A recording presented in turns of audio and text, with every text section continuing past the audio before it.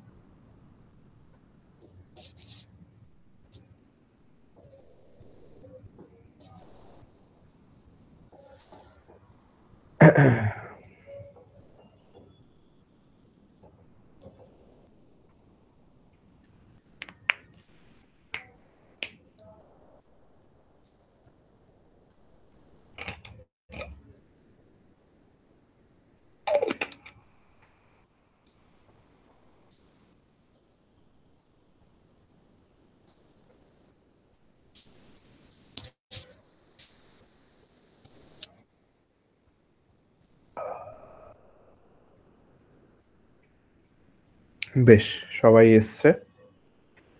তো সলিড স্টেটের এই একটা জায়গা একটুখানি ছিল বাকি, ওটা একটুখানি আমি ওপর দিয়ে বলি।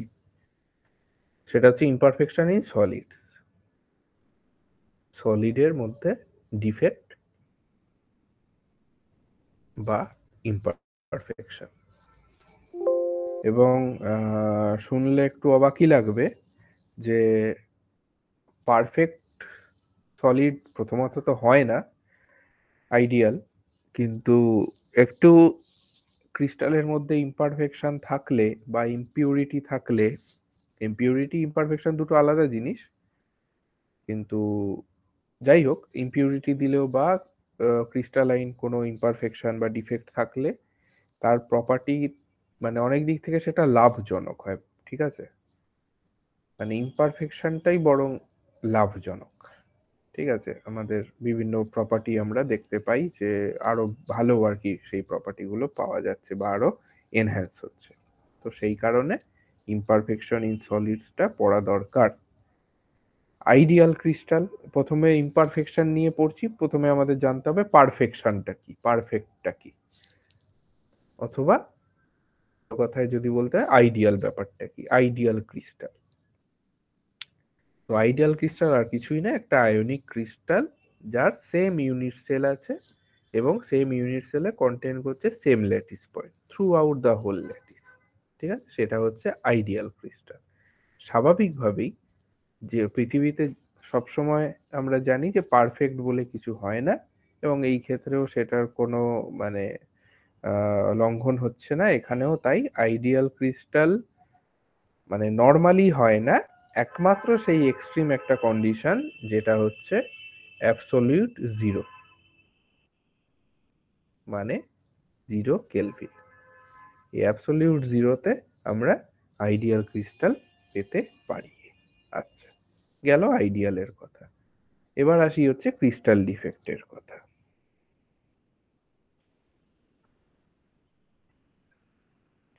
ক্রিস্টাল ডিফেক্টটা কি? বুঝতেই পারছো, ডিফেক্ট একটা মানে যেটা আমাদের সচরাচর চলে চলে চলে যাচ্ছিল, একটা কিছু গন্ডগোল হয়ে গেল, সেটা ডিফেক্ট হয়ে গেল। ঠিক আছে, একটা অ্যারেঞ্জমেন্ট ছিল, একটা পার্টিকুলার জায়গায় একটা কিছু বেঁকে গেল, সেইটা হয়ে গেল ডিফেক্ট। বা একটা পার্টিকুলার জায়গায় কিছু একটা অ্যাবসেন্ট হয়ে গেল, সেটা হলো একটা ডিফেক্ট। তাহলে আমরা যদি বলতে চাই মানে any deviation from ordered arrangement, সেটাই হচ্ছে আমাদের ডিফেক্ট বা ইমপারফেকশন। ঠিক আছে, যেমন ধরো একটা ল্যাটিস এরকম অ্যারেঞ্জমেন্টটা ছিল ফার্স্টে, যদি আইডিয়াল বলি, আইডিয়ালের ক্ষেত্রে পরবর্তীকালে,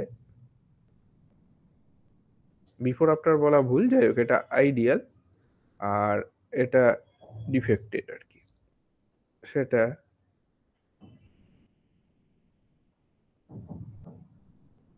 এইরকম হয়ে গেল, মানে এই জায়গাটায় একটা অ্যাবসেন্স তৈরি হলো একটা অ্যাটমের বা পয়েন্টের, এইটা হয়ে গেল একটা ডিফেক্ট। আরো অন্য রকম ডিফেক্টও বলা যায়, অনেক রকমের ডিফেক্ট রয়েছে।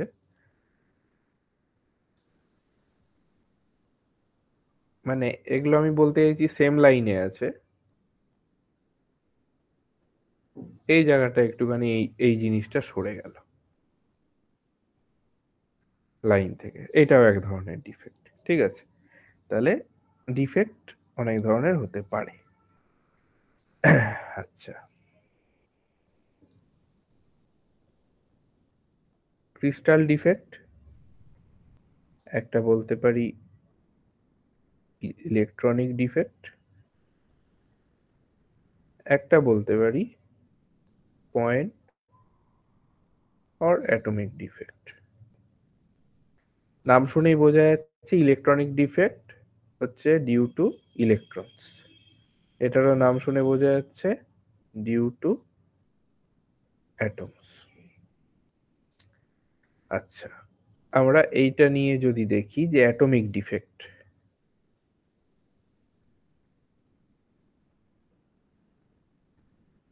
অ্যাটমিক ডিফেক্টটা যদি বলি, একটা হতে পারে হচ্ছে স্টয়সিওমেট্রিক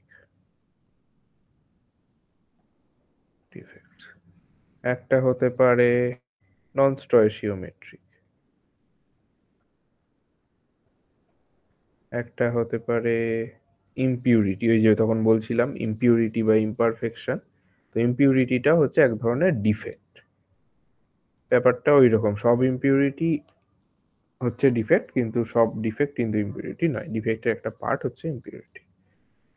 আমরা এইটা দেখবো স্টয়সিওমেট্রিক ডিফেক্টটা। স্টয়সিওমেট্রিক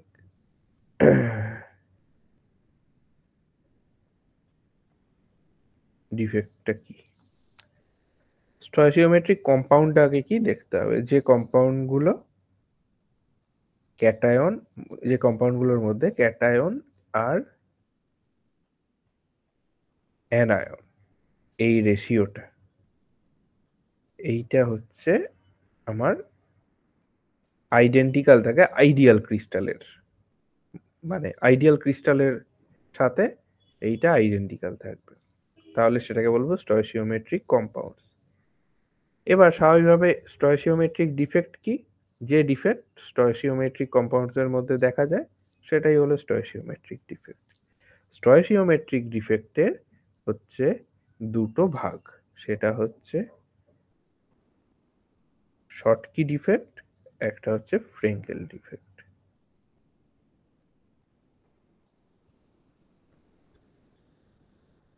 ঠিক আছে, এই দুটোই রয়েছে তোমাদের সিলেবাসে। শর্টকি ডিফেক্টটা কি?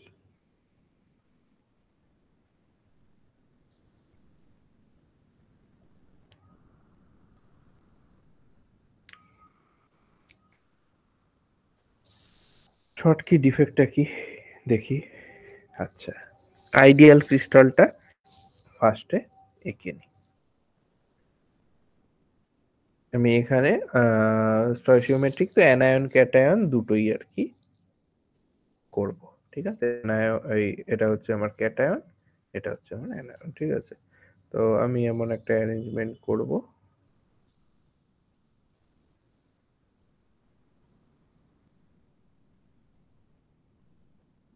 এগুলো সব কিন্তু আইডেন্টিক্যাল ধরে নিও। ঠিক আছে,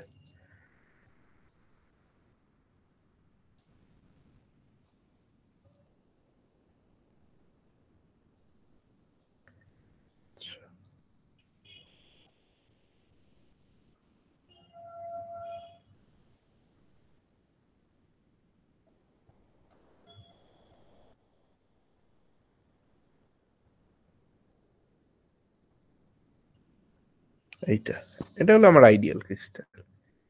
যখন কি হবে আমার, এই যে এখানে আমার ইকুয়াল নাম্বার অফ ক্যাটায়ন আর অ্যানায়ন ছিল আইডিয়াল ক্রিস্টালের ক্ষেত্রে, যেটা স্টয়সিওমেট্রিক কম্পাউন্ডে দেখা যায়।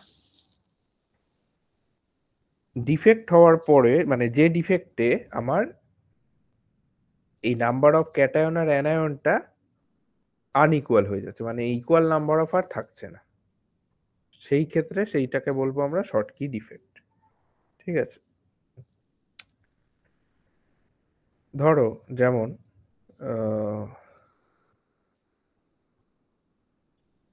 এই জায়গাটা এইটা আমার অ্যাবসেন্ট হয়ে গেল, তাহলে কি আর রইল, এই জায়গাটা আমার ভ্যাকেন্ট খালি। তাহলে আমার এখানে ক্যাটায়নটা বেশি হয়ে গেল, এ প্লাসটা বেশি হয়ে গেল, বি মাইনাসটা কমে গেল। তো এইটা হলো একটা শর্টকি ডিফেক্ট। এক্সাম্পল কোথায় কোথায় দেখা যায়? NaCl, KCl, KBr, CaCl, AgBr, etcetera etcetera. কারণ কি এর ডিফেক্টটা হওয়ার? এক নম্বর কারণ হচ্ছে high coordination number.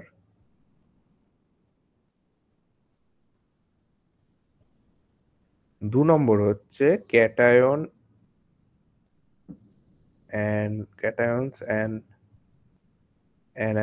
anions are of similar sizes.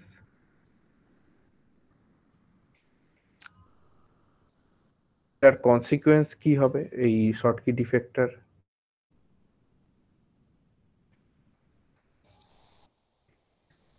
দেখো এইখানেই বোঝা যাবে যে ডিফেক্ট কেন কাজে লাগছে। Electrical conductivity sorry electrical conductivity increases। তাহলে এটা একটা আমাদের প্রফিট, লাভ হচ্ছে, ইলেকট্রিক্যাল কন্ডাক্টিভিটি বাড়িয়ে দিচ্ছি। ডেনসিটি ডিক্রিজেস, স্বাভাবিক, একটা তো আমার আয়ন চলে গেল, ডেনসিটি কমে গেল।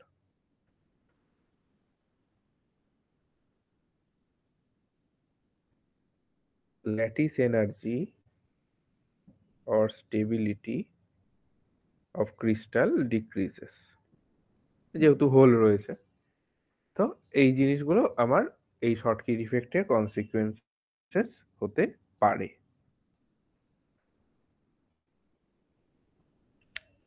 হলো, এবার চলে যাই নেক্সট যে আমাদের ডিফেক্ট টাইপটা, সেটা হচ্ছে ফ্রেঙ্কেল ডিফেক্ট। সেটা কি রকম আমি এইখানেই দেখাই। এইটা তো মিসিং হয়ে গেছিল শর্টকির ক্ষেত্রে, এবার আমি বলছি এই যে এই আমার যে অ্যানায়নটা মিসিং,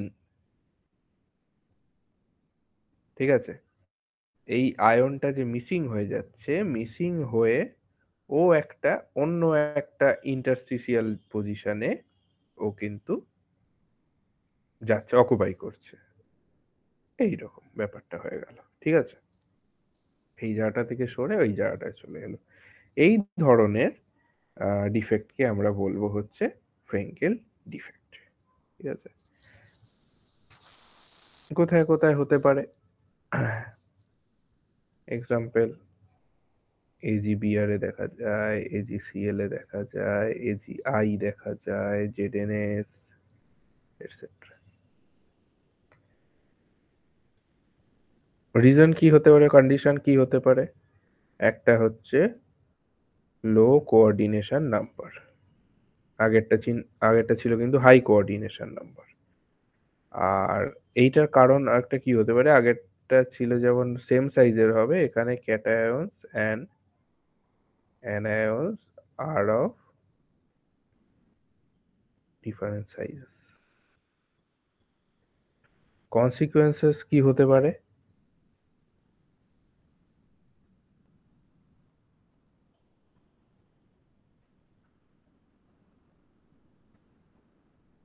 ইলেকট্রিক্যাল কন্ডাক্টিভিটি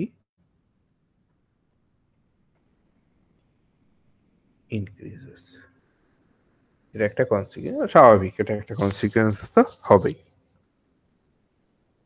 আচ্ছা, আর কি হতে পারে? আর হতে পারে ডেনসিটিটা এখানে কিন্তু সেম থাকবে, কারণ ওইখান থেকে যে খালি হয়ে যাচ্ছিল, আগে ডেনসিটি কমে কমে যাচ্ছিল, এখন খালি হয়ে অন্য একটা জায়গায় তো পজিশন নিয়ে নিচ্ছে, তো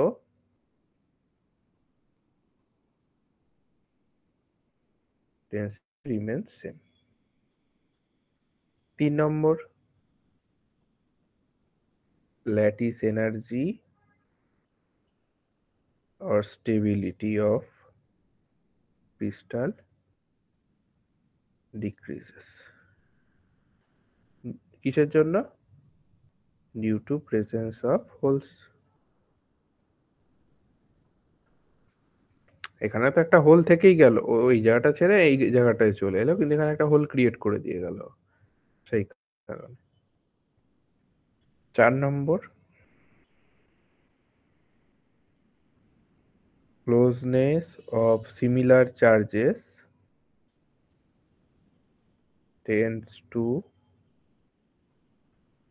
increase the dielectric constant.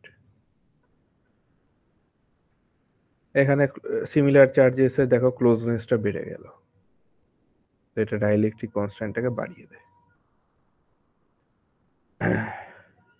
গেল। এবার আমরা স্টয়চিওমেট্রি মিটে গেল।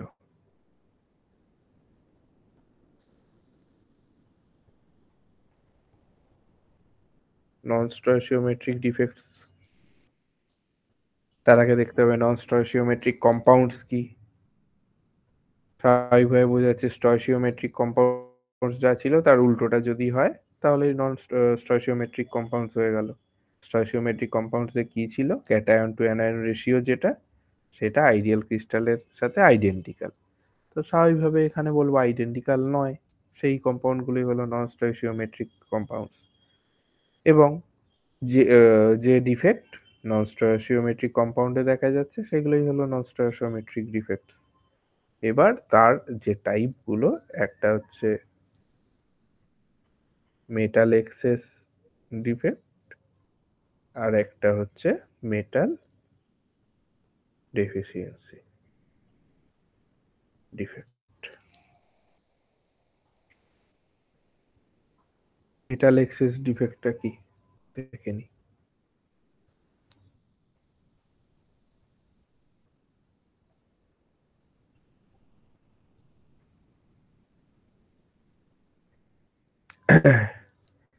মেটাল এক্সেস, আচ্ছা মেটাল সব সময় জানবে ক্যাটায়ন, তো মেটাল এক্সেস মানে হচ্ছে ক্যাটায়ন এক্সেস। ঠিক আছে, তো ক্যাটায়ন এক্সেস কিভাবে হতে পারে? দুভাবে হতে পারে। একটা হতে পারে অ্যানায়নের অভাব, আর একটা হতে পারে এক্সট্রা ক্যাটায়ন। 1 নম্বর হলো অ্যানায়ন ভ্যাকেন্সিস। কিরকম ব্যাপার?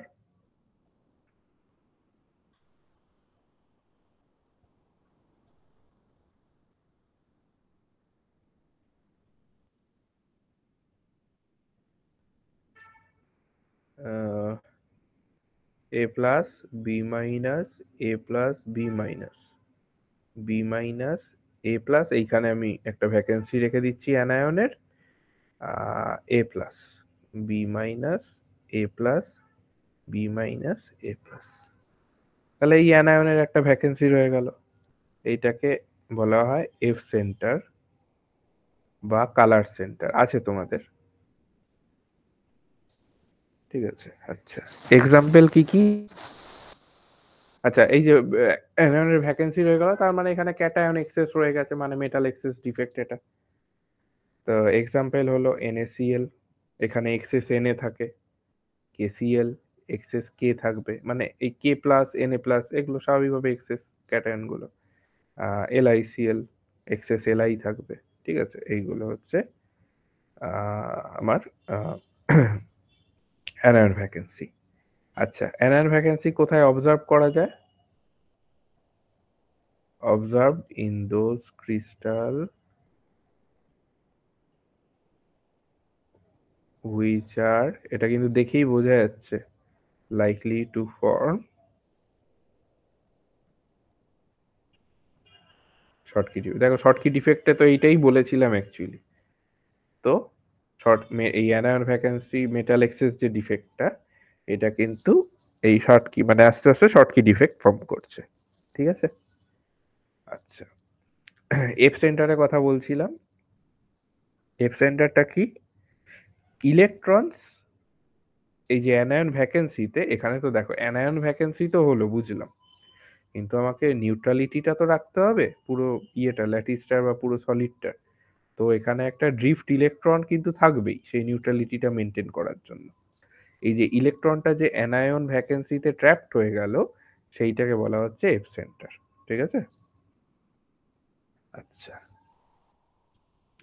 এইটা 1 নম্বর গেল অ্যানায়ন ভ্যাকেন্সি। আরেকভাবে কিভাবে হতে পারে বললাম, এক্সট্রা ক্যাটায়ন। এক্সট্রা ক্যাটায়ন যেটা আমার একটা এক্সট্রা ক্যাটায়ন কোথায়, আমার তো ল্যাটিস পয়েন্টে পয়েন্টে সবই বসে আছে, কিন্তু তাহলে একটা ইন্টারস্টিটিয়াল সাইটে আর কি বসবে অ্যানায়ন গুলো। A plus, B minus, A plus, B minus, B minus, A plus, B minus, A plus, A plus, B minus, A plus, B minus. এই আমার ল্যাটিস ছিল, আমার একটা এই জায়গাটা এ প্লাস এসে বসলো, ইনসাবস্টিটিউশনাল একটা এক্সট্রা আমার বসলো। এক্সাম্পল জেডেনও। ঠিক আছে? তো এখানে স্বাভাবিকভাবেই ইনসাবস্টিটিউশনাল পজিশনে এসে বসছে ফ্রেঙ্কেল ডিফেক্ট। মানে এটা এই এক্সট্রা ক্যাটায়ন যে ডিফেক্টের ব্যাপারটা, এক্সট্রা মেটাল এক্সেস ডিফেক্টটা, এটা observed in those crystal which are likely to form Frenkel defect. Consequences কি হতে পারে? আমার ফ্রি ইলেকট্রন বাড়ছে, তো স্বাভাবিকভাবে ইলেকট্রিক কন্ডাকশন বাড়বে।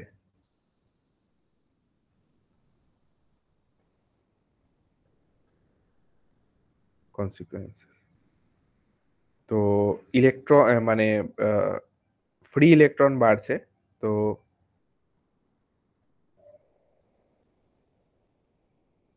এটা অ্যাকচুয়ালি কি হচ্ছে, এন টাইপ সেমিকন্ডাক্টর হচ্ছে, তাই না? আমি এখানে ভুল লিখলাম, এটা বি মাইনাস, মাইনাসটা না না, সরি সরি সরি, এটা তো এক্সট্রা ক্যাটায়ন, ঠিকই আছে। আচ্ছা, এন টাইপ সেমিকন্ডাক্টর কালার্ড হয় জেনারেলি।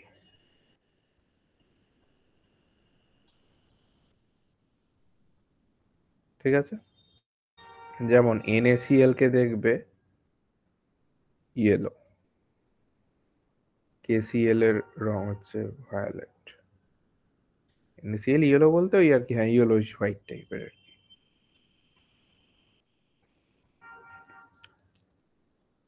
তাহলে মেটাল এক্সেস তো হলো,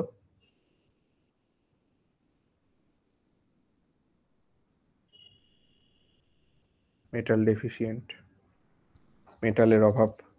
মেটাল মানেই কি বলেছি, ক্যাটায়ন। তাহলে ক্যাটায়ন হবে লেসার, নাম্বার অফ ক্যাটায়ন। তো কম ক্যাটায়ন দুভাবে হতে পারে, একটা হচ্ছে ক্যাটায়নের অভাব, আর একটা হচ্ছে অ্যানায়নের এক্সেস, এক্সট্রা অ্যানায়ন আছে, তো ক্যাটায়ন ভ্যাকেন্সি। আর রাখছি না আমি, মানে ক্যাটায়নের জায়গাটা ভ্যাকেন্ট থাকবে। ঠিক আছে? Example FeO, FeS, NiO। মানে এই ডিফেক্টটা কোথায় পসিবল হতে পারে? Metals which show variable oxidation state, সেরকম মেটালের ক্ষেত্রে এই ধরনের ডিফেক্টটা দেখা যেতে পারে। 2 নম্বর কি, extra anion occupying interstitial sites. আর আমি আঁকছি না, আশা করি ছবি বুঝতে পারছো।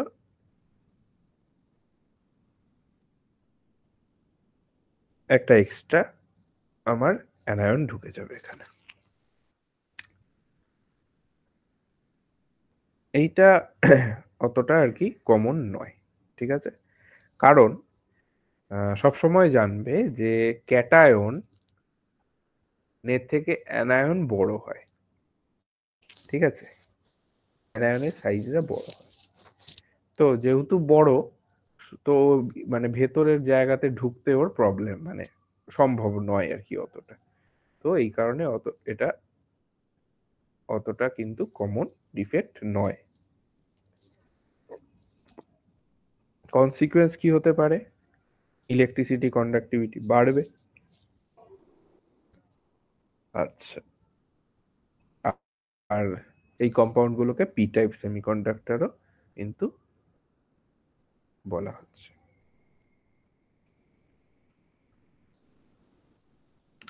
ঠিক আছে, আচ্ছা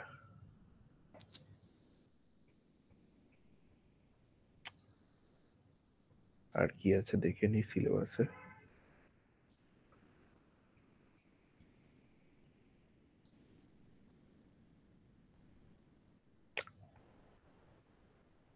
ডিসলোকেশন,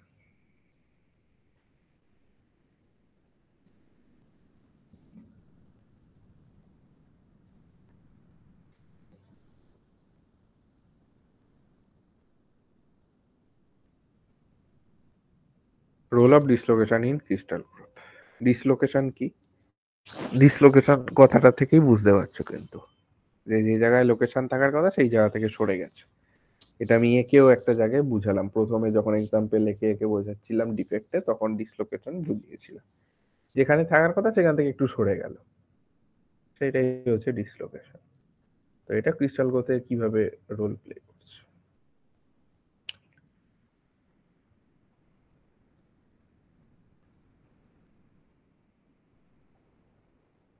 ক্রিস্টালের যে অ্যাকচুয়াল গ্রোথ রেট, সেটা কিন্তু আমরা dislocation in terms of dislocation আমরা এক্সপ্লেন করতে পারি। ঠিক আছে, কিছু ক্ষেত্রে ডিসলোকেশনের প্রেজেন্সটা সেটা কিন্তু কন্ট্রোলিং ফ্যাক্টর হয়ে যায় ক্রিস্টাল গ্রোথের ক্ষেত্রে। ঠিক আছে,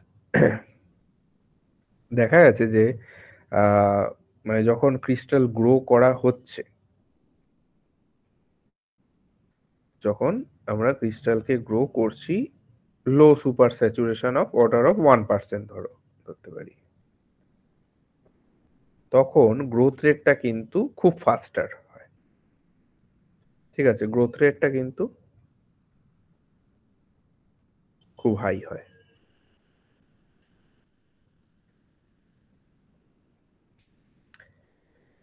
রেট অফ গ্রোথ রেটটাকে আমরা একটা ম্যাথমেটিক্যাল এক্সপ্রেশন লিখতে পারি। সেই ম্যাথমেটিক্যাল এক্সপ্রেশনটা হচ্ছে রেট অফ গ্রোথ, তো আর দিয়ে ধরো লিখলাম, সেটা exponential minus 5 square K square T square log alpha. এখানে আরটা স্বাভাবিকভাবে বুঝতে পারছো, rate of growth of crystal.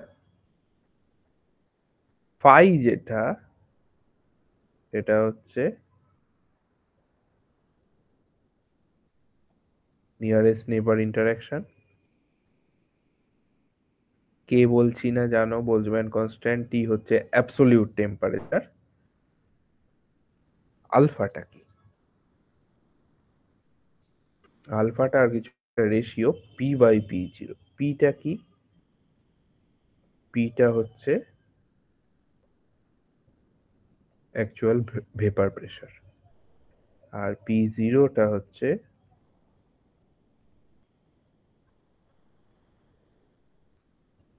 Equilibrium vapour pressure. ঠিক আছে, আচ্ছা দাদা আগের পেজটা একটু দেখাও, ওই ফাইটটা আর একবার। আগের পেজ।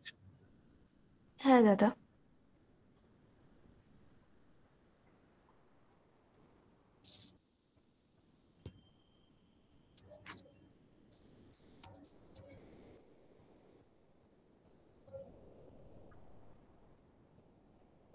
হ্যাঁ দাদা ঠিক আছে। ঠিক আছে, আচ্ছা আমরা যদি আয়োডিন ক্রিস্টাল দেখি, দুজন বিজ্ঞানী ভলমার আর হচ্ছে স্কুজি,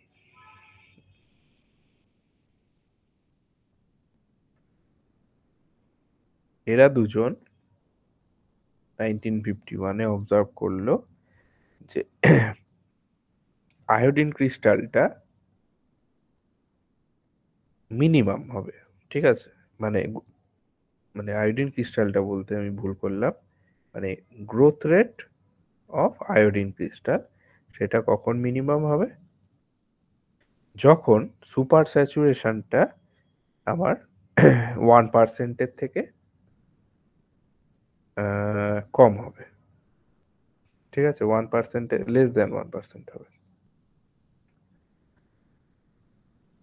যদি একটা স্ক্রিউ ডিসলোকেশন প্রেজেন্ট থাকে, এটা হচ্ছে স্ক্রিউ ডিসলোকেশন,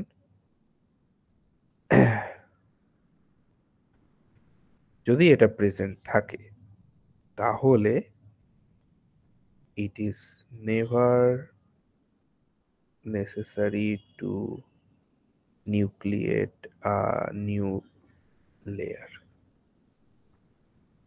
কিভাবে স্কিউ ডিসলোকেশনটা ফর্ম হয়? এরকম এরকম এরকম ছিল, আস্তে আস্তে এরকম এরকম এরকম হলো, আস্তে আস্তে এইভাবে, ঠিক আছে?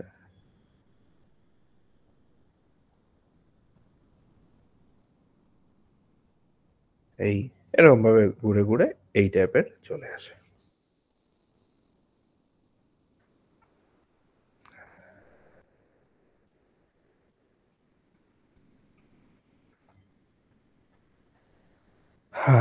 আচ্ছা,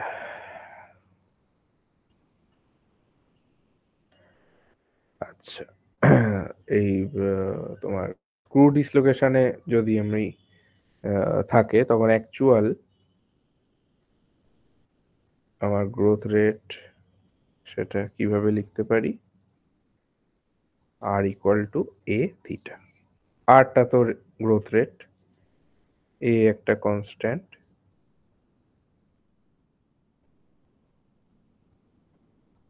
থিটা হচ্ছে ক্রিস্টালাইন অ্যাঙ্গেল। আচ্ছা, হুইস্কার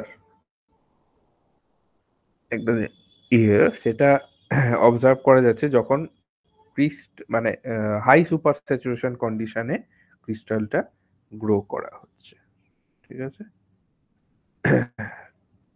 হুইস্কারটা কিরকম? একটা নিকেলের যদি আমরা হুইস্কার দেখি এই টাইপের, ঠিক আছে? এটা হচ্ছে প্লট অফ নিকেল হুইস্কার। যাই হোক, ওটা অতটা তোমাদের ইয়ে নেই। নেক্সট যেটা তোমাদের আছে সেটা হচ্ছে কালার সেন্টার্স। একটু আগেই এটা নিয়ে আলোচনা করছিলাম। কালার সেন্টার্সটা কি? কালার সেন্টার্স, আচ্ছা, কালার বানান COLOUR হয় ইউকে ইংলিশে, COLOR হয় ইউএস ইংলিশে, দুটোই ঠিক। কিন্তু থ্রু আউট দ্য পেপার তোমাকে যে কোনো একটা ইংলিশ ফলো করতে হবে। তুমি একটা জায়গায় কালার বানান এই লিখলে, একটা জায়গায় কালার বানান এই লিখলে তাহলে কিন্তু চলবে না। মানে তাহলে যদি কেউ কেটেও দেয় বা কিছু অবজেকশন করে, তোমার কিছু বলার থাকবে না, কারণ তুমি যে কোনো একটা ফলো করোনি কিছু।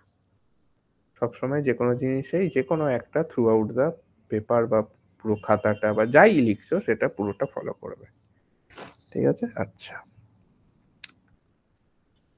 কালার সেন্টার, তাহলে ক্রিস্টালে চার্জ কম্পেনসেশনের জন্য একটা ডিফেক্ট তৈরি হয়, যেটা কিনা ক্রিস্টালের কালারটাকে বদলে দেয়। তাহলে যে ডিফেক্ট গুলো ক্রিস্টালের কালারটাকে বদলাচ্ছে সেইগুলোকেই বলা হচ্ছে কালার সেন্টার্স। আমি তখনই বললাম যে এফ সেন্টার বা কালার সেন্টার যখন থাকছে তাদের মানে মানে তারা অ্যাকচুয়ালি কালার্ড হয় আর কি, রঙিন। তো এইটা সেইটা। আচ্ছা, এটা কি কালার সেন্টারটা? এটা হচ্ছে একটা পয়েন্ট ডিফেক্ট অথবা পয়েন্ট ডিফেক্ট ক্লাস্টার্স। কার সাথে অ্যাসোসিয়েটেড? Trapped electron. তখনই ওগুলো কিন্তু আমি আগেও আলোচনা করে ছবিতে দেখালাম, উইথ ট্র্যাপড ইলেকট্রনস অথবা হোল, ঠিক আছে? নর্মালি ট্রান্সপারেন্ট কোনো মেটেরিয়াল যখন এইরকম হয়ে যাবে, ট্রান্সপারেন্ট আর ট্রান্সপারেন্ট থাকলো না, তখন সেটা কালার্ড হয়ে যায় এই ডিফেক্টের কারণে, ঠিক আছে? আচ্ছা, তাহলে দেখো ডিফেক্ট একটা জিনিসকে রঙিন করে দিচ্ছে, কিরকম ব্যাপার? আচ্ছা,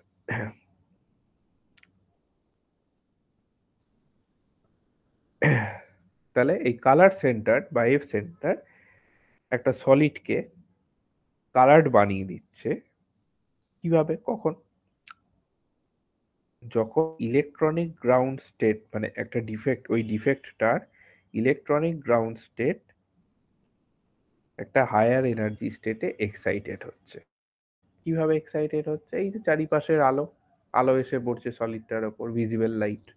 তো ভিজিবল লাইট এসে যখন ডিফেক্টটাকে এক্সাইট করছে to the higher energy states, তখন মানে গ্রাউন্ড স্টেট থেকে হায়ার এনার্জি স্টেটে যখন যাচ্ছে ইলেকট্রনিক ট্রানজিশন বা এক্সাইটটা হচ্ছে, তখন কালার্ড হয়ে যাচ্ছে সলিডটা। আচ্ছা, colour centres can occur naturally in compounds. কিরকম কম্পাউন্ড? Metallic oxide. কারণ কি, যখন একটা হায়ার টেম্পারেচারে হিট করা হয় তখন আয়নগুলো এক্সাইটেড হয়ে যায়, এবং যখন আয়নগুলো এক্সাইটেড হয়ে যায়, স্বাভাবিকভাবে এক্সাইটেড কেউ হয়ে গেলে সে নিজের জায়গা থেকে সরে যাবে, এটা খুব জানা কথা। তো আয়নরাও আমাদের মতনই, মানুষের মতনই, এক্সাইটেড হয়ে গেলে তারা কিন্তু নিজেদের যে নর্মাল ক্রিস্টালোগ্রাফিক যে পজিশন ছিল সেখান থেকে তারা ডিসপ্লেসড হয়ে যাচ্ছে। যখনই ডিসপ্লেস হয়ে যাচ্ছে তখন ওই জায়গাটা একটা ভ্যাকান্ট পজিশন তৈরি হচ্ছে, এবং নিউট্রাল ব্যাপারটাকে মেনটেন করার জন্য সেইখানে একটা ইলেকট্রনকে ট্র্যাপ হতেই হচ্ছে। স্বাভাবিকভাবে কালার ডিসলোকেশন, এই কালার সেন্টার তৈরি হচ্ছে সেখানে। ঠিক আছে। আচ্ছা, এফ সেন্টার হচ্ছে কালার সেন্টারই। এফ কথাটা কোথা থেকে এলো? এফ ফর হচ্ছে পারভেজেন্ট, এইটা, এই কারণে এফ এসছে। এফ কখন হয়? যখন আমি বললাম যে অ্যানায়ন ভ্যাকান্সি তৈরি হয়, মানে ইলেকট্রন ট্র্যাপ হয়ে যায়। আমি যদি একটা NaCl এর উদাহরণ দিই,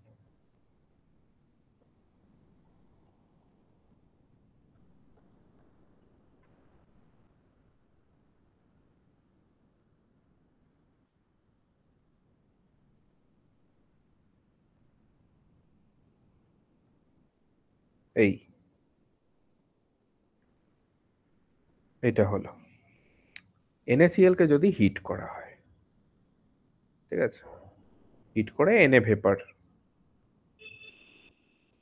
মানে Na ভেপারে আর কি হিট করা হচ্ছে, তখন Na আয়োনাইজ হচ্ছে সারফেসে, Na প্লাস তখন সারফেসে তাহলে থাকছে।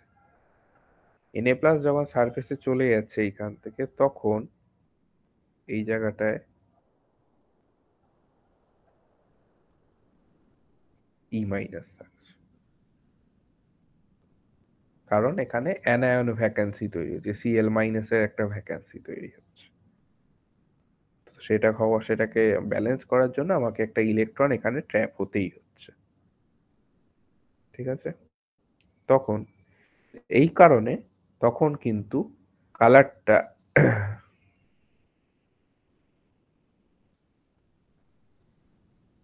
প্রিনিশিয়াল হয়ে যাচ্ছে, অবশ্যই নন স্টয়চিওমেট্রিক হয়ে যাচ্ছে।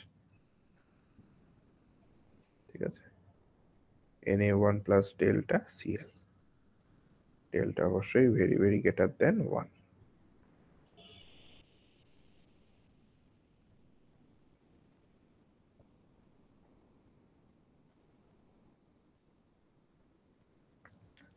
এছাড়াও আমি যদি ইরেডিয়েশন করি, মানে কিছু একটা দিয়ে, ধরো এক্স রে দিয়ে রেডিয়েট করলাম, তখনও কালার সেন্টার তৈরি হতে পারে। কারণ কি, আমার ইলেকট্রন আনপেয়ার থাকছে। আচ্ছা, কালার সেন্টার কিভাবে স্টাডি করা যেতে পারে? ESR দিয়ে। ESR মানে হচ্ছে ইলেকট্রন স্পিন রেজোনেন্স।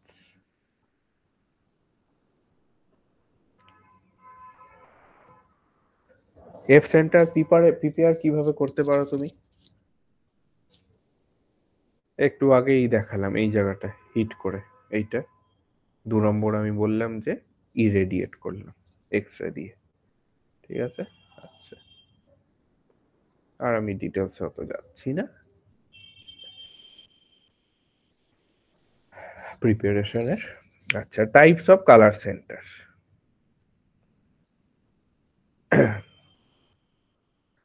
কালার সেন্টারের টাইপ অনেকগুলো হতে পারে, দুটো আমি বলছি। H centre V centre. V centre কি? ভি সেন্টার হচ্ছে, মানে এটা বেশি কমন আর কি, ইউজুয়াল পয়েন্ট ডিফেক্ট। এখানে কোনো মিসিং বা এক্সট্রা অ্যাটম থাকে না। একটা প্রিস্টিন ল্যাটিসে একটা হোল ইন্ট্রোডিউস হয়, একটা চার্জ ইনডিউস হচ্ছে, দুখানা নিয়ারেস্ট যে নেবার আয়ন, বেসিক্যালি এগুলো হচ্ছে হ্যালাইড আয়ন, নিয়ারেস্ট নেবার হ্যালাইড আয়নের মধ্যে বন্ড ক্রিয়েট হচ্ছে এবং একটা ডাইহ্যালাইড স্পিসিস তৈরি করছে। এইচ সেন্টারে কেসটা কি হচ্ছে, ভি সেন্টারের অপোজিট, মানে অপোজিট বলতে মানে আলাদা এখান থেকে। যেখানে কি হচ্ছে, হোল ক্যাপচার যেটা অ্যান্ড ডাইমার ফর্মেশন দেখা যাচ্ছে।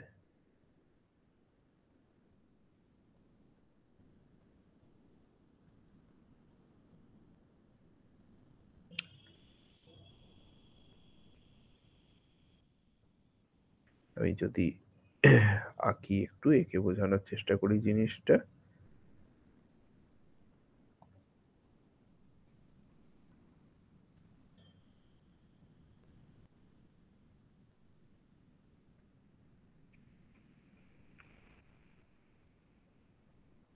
একটা সিএল বন্ড তৈরি হচ্ছে ইলেকট্রন ঠিক না, অ্যানায়ন সিএল মাইনাস এখানে। আচ্ছা, এটা হচ্ছে আমার এইচ সেন্টার।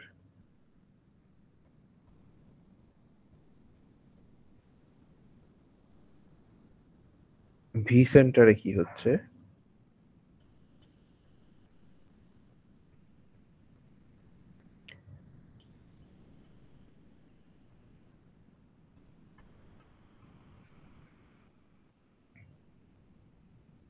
এরকম ছিল তো, এটা আমার আইডিয়াল। এখানে আমার ভি সেন্টারে কি হচ্ছে, এই সিএলটা আমি একটু নিচে চলে এলো, দিয়ে সাথে আর কি, তখন বন্ড হচ্ছে, জায়গা থেকে ইয়ে হয়ে গেল। এটা আমার হচ্ছে ভি সেন্টার।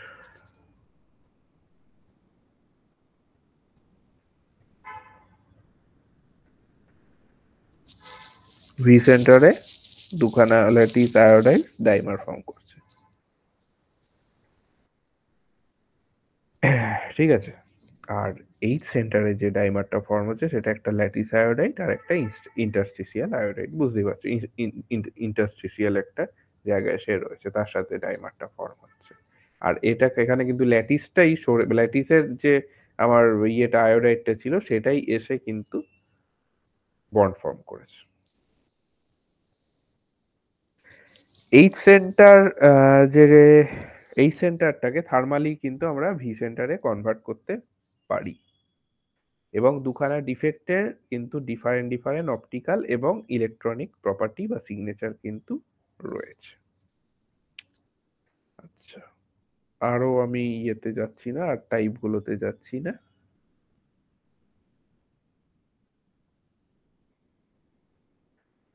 নেক্সট তোমাদের যেটা আছে, ফটো কন্ডাক্টিভিটি।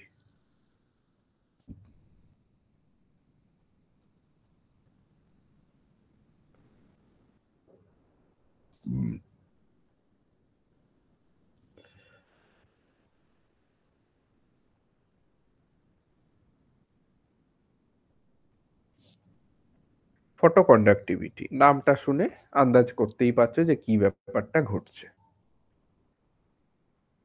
তো দুখানা এখানে প্রপার্টি রয়েছে, মানে দুখানা ফেনোমেনন, একটা অপটিক্যাল মানে ফটো যেটা রিপ্রেজেন্ট করছে যে অপটিক্যালের কিছু একটা ব্যাপার রয়েছে, কন্ডাক্টিভিটিটা সে বলছে কি এখানে একটা ইলেকট্রিক্যাল কিছু ব্যাপার রয়েছে। তাহলে এটা একটা অপটিক্যাল অ্যান্ড ইলেকট্রিক্যাল ফেনোমেনা, যেখানে একটা মেটেরিয়াল অবশ্যই মোর ইলেকট্রিক্যালি কন্ডাক্টিভ হবে, কি কারণে? Due to absorption of photon অথবা ইলেকট্রোম্যাগনেটিক রেডিয়েশন, যেমন হচ্ছে আমার visible light, UV light, IR light, gamma radiation, যে কোনো ইলেকট্রোম্যাগনেটিক রেডিয়েশন নিয়ে অবশ্যই মানে তার ইলেকট্রিক্যাল কন্ডাক্টিভিটিটা বেড়ে যাচ্ছে। তো এইরকম একটা ঘটনাকে বলা হয় ফটোকন্ডাক্টিভিটি। প্রিন্সিপালটা কি? যখন লাইট একটা মেটেরিয়াল দ্বারা অ্যাবজর্বড হচ্ছে, মেটেরিয়ালটা ধরো সেমিকন্ডাক্টর, তখন নাম্বার অফ ফ্রি ইলেকট্রনস আর ইলেকট্রন হোলস সেগুলো কিন্তু চেঞ্জ হচ্ছে, এবং চেঞ্জ হওয়ার ফলে স্বাভাবিকভাবে তার ইলেকট্রিক্যাল কন্ডাক্টিভিটি বাড়ছে। ঠিক আছে? এবং এই যে এক্সাইটেশনটার জন্য অবশ্যই যে লাইটটা, যে ইলেকট্রোম্যাগনেটিক রেডিয়েশনটা সেমিকন্ডাক্টর ওপর এসে পড়ছে, সেই রেডিয়েশনটার এনার্জি অবশ্যই মানে তার এনার্জি অবশ্যই মানে সেই রকম থাকতে হবে যে কিনা ওই সেমিকন্ডাক্টর ব্যান্ড গ্যাপটাকে ছাড়িয়ে ইলেকট্রনটাকে এক্সাইট করতে পারবে। স্বাভাবিক, এটা কিন্তু স্বাভাবিক। তার একটা তো জোর থাকতে হবে যে সেই ইলেকট্রনটাকে তুলে ধরবে এক্সাইট করে। তো এক্সাইটেশনের জন্য যে লাইটটা এসে পড়ছে তার অবশ্যই একটা এনাফ এনার্জি থাকতে হবে ইলেকট্রনটাকে ব্যান্ড গ্যাপের অ্যাক্রসে রেজ করার জন্য, অথবা ইমপিউরিটি যা আছে ব্যান্ড গ্যাপের মধ্যে সেটাকে এক্সাইট করার জন্য। এবার যখন একটা বায়াস ভোল্টেজ আর একটা লোড রেজিস্টার ইউজ করা হচ্ছে সিরিজে সেমিকন্ডাক্টরের সাথে, একটা ভোল্টেজ ড্রপ ওই লোড রেজিস্টারে যেটা সেই অ্যাক্রসে ভোল্টেজ ড্রপ তৈরি হচ্ছে, এবং সেই ভোল্টেজ ড্রপটা মেজার করা হচ্ছে। এবং ভোল্টেজ ড্রপটা মেজার করা হচ্ছে যখন কি ইলেকট্রিক্যাল কন্ডাক্টিভিটিটা চেঞ্জ হচ্ছে। ঠিক আছে?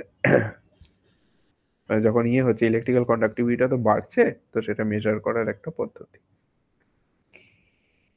একটা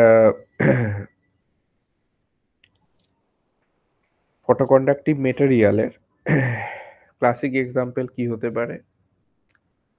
কন্ডাক্টিভ পলিমার হতে পারে, যেটা কিনা ফটোকপি জেরক্স ব্যবহার করা হয়। ঠিক আছে?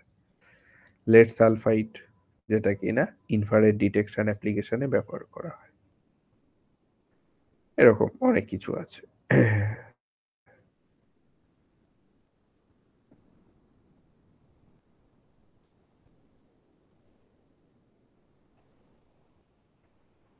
আচ্ছা, এখানে আমি যদি এনার্জি ব্যান্ড গ্যাপের ছবিটা আঁকি,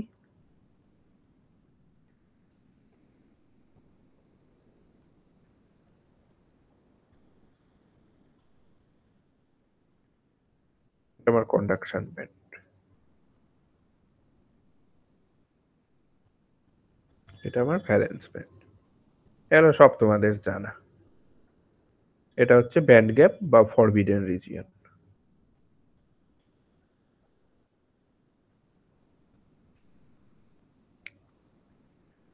তো এখানে আমার ইলেকট্রনস গুলো রয়েছে। তো ধরি এখানে একটা ইলেকট্রন ছিল, কিন্তু সে ছেড়ে এক্সাইট হলো এইখানে চলে গেল কন্ডাকশন ব্যান্ডে, ব্যান্ড গ্যাপটাকে পেরিয়ে। ঠিক আছে? হোল তৈরি করে দিয়ে গেল, ইলেকট্রন হোল পেয়ার কিন্তু তৈরি হলো। এটা হচ্ছে আমার ব্যান্ড গ্যাপের জিনিসটা। ঠিক আছে? যে ইলেকট্রন হোল পেয়ারটা কিভাবে তৈরি হচ্ছে। অথবা ইলেকট্রন যদি নিচে নামে, তো সেখান থেকে আমার ফোটন বের হবে। যাই হোক, তো ইজি যদি আমাদের ব্যান্ড গ্যাপ হয় মিনিমাম ব্যান্ড গ্যাপ একটা সেমিকন্ডাক্টিং মেটেরিয়ালে, তাহলে লংগেস্ট যে আমাদের ম্যাক্সিমাম যে আমাদের ওয়েভলেন্থ এই এফেক্টটা দিতে পারবে সেটা হচ্ছে এইটা, hc/eg, lambda equal to hc/eg। একটা ইনসুলেটর বা একটা সেমিকন্ডাক্টরের ইলেকট্রিক্যাল কন্ডাক্টিভিটি মনে আছে? সেমিকন্ডাক্টর ইলেকট্রিক্যাল কন্ডাক্টিভিটির ফর্মুলা সিগমা ইকুয়াল টু, এগুলো সব গ্র্যাজুয়েশনে বোধহয় ইলেকট্রনিক্সে থাকার কথা, সেমিকন্ডাক্টর যেখানে ছিল।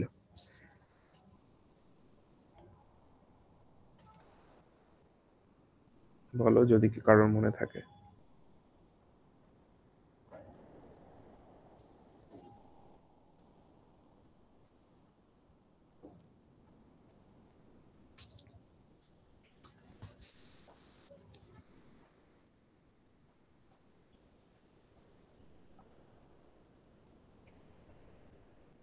ভুলে গেছি দাদা, হ্যাঁ বলো। ভুলে গেছি, মনে হচ্ছে না। ভুলে গেছো? আচ্ছা, ঠিক আছে, একটু মনে করিয়ে দিই।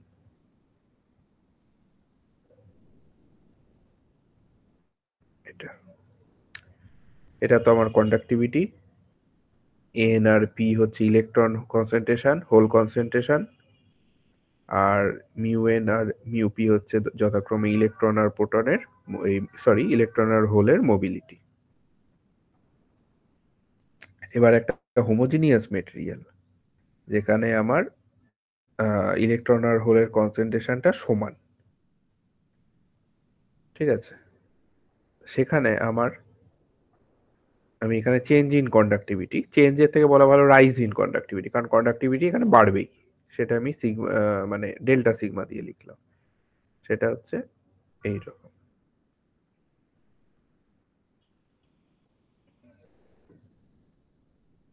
ইনসুলেটরের ক্ষেত্রে এই এই যে ভ্যালুটা, এই যে বাড়ার এই ডেল্টা এন ডেল্টা পি, এই ভ্যালুটা অনেকটা লার্জ। সেমিকন্ডাক্টরের ক্ষেত্রে আমার এই ইয়েটা স্মল, ঠিক আছে, ডার্ক এরিয়া ডেন্সিটির থেকে। নন ইউনিফর্ম মেটেরিয়াল, নন হোমোজিনিয়াস যে মেটেরিয়াল যদি হয়, যেখানে আমার এন আর পিটা হচ্ছে ইউনিফর্ম নয়, সেই ক্ষেত্রে আমার যে ফটোকন্ডাক্টিভিটি যে ইনক্রিজটা হচ্ছে, সেটা হচ্ছে due to increase in the value of mobility, মানে mu P and mu N. ঠিক আছে, তো সেই সব মেটেরিয়ালের ক্ষেত্রে আমার রাইজ ইন কন্ডাক্টিভিটিটা কিন্তু তখন এক্সপ্রেস করব কি দিয়ে, এটা হোমোজিনিয়াস। নন হোমোজিনিয়াসের ক্ষেত্রে তখন আমরা এক্সপ্রেস করব এই রকম ভাবে, মোবিলিটির তখন চেঞ্জটা, delta mu P delta mu N.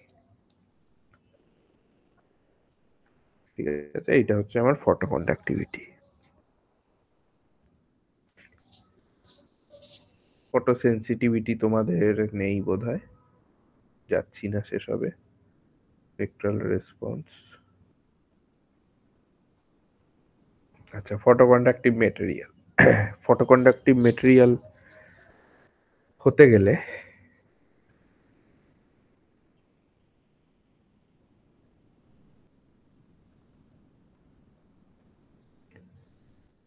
গেলে যে আমার ক্যারেক্টারিস্টিক্স গুলো রিকোয়ার্ড হয়, required characteristics,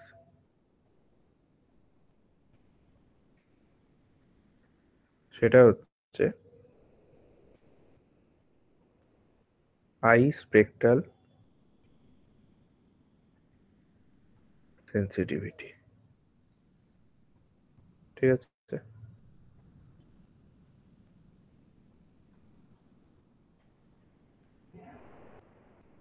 higher quantum efficiency দরকার,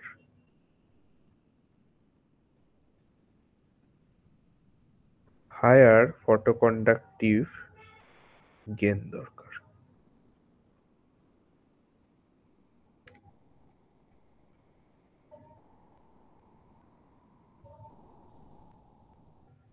হায়ার স্পিড অফ রেসপন্স দরকার, লেজার নয়েজ দরকার। নয়েজটাকে কিন্তু কম হতে হবে। এক্সাম্পল ফটোকন্ডাক্টিভ মেটেরিয়ালের সিডিএস, সিডিএসি, পিবিএস, আইএসএনবি, মার্কারি ক্যাডমিয়াম টেলুরাইড। ঠিক আছে, এইসব জিনিসগুলো হচ্ছে এক্সাম্পল। প্রত্যেকটার এক্সাম্পল নিয়ে বলতে পারি, সেটা আমি আর যাচ্ছি না অত ডিটেলসে। আমরা চট করে অ্যাপ্লিকেশন দেখে নেবো এর।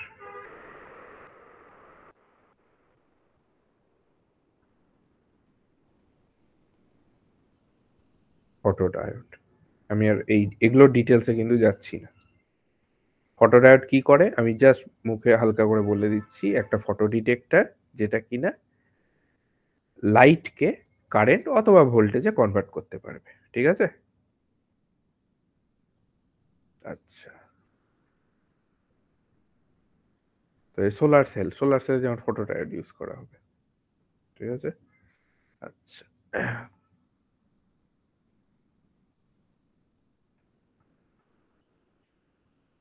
আর কি এক্সাম্পল হতে পারে?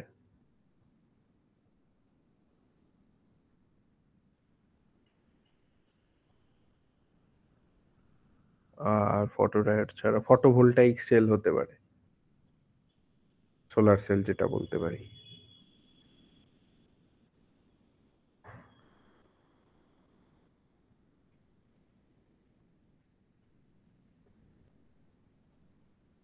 এখানেও সানলাইট এসে পড়ছে, লাইটটা এখানে কারেন্ট তৈরি করছে বা ভোল্টেজ তৈরি করছে, এটাও একটা ফটো কন্ডাক্টিভ এফেক্ট। আর হতে পারে হচ্ছে photo conductive cell or photo resistor. সেটা কিরকম? একটা রেজিস্টার যার রেজিস্ট্যান্স ডিক্রিজ করে with increase of incident light intensity, ঠিক আছে? আচ্ছা, মানে রেজিস্ট্যান্স ডিক্রিজ করছে মানে আর কিছু না, কন্ডাক্টিভিটিটা বাড়ছে, ইন্টেন্সিটি বাড়ার সাথে সাথে বাড়ছে।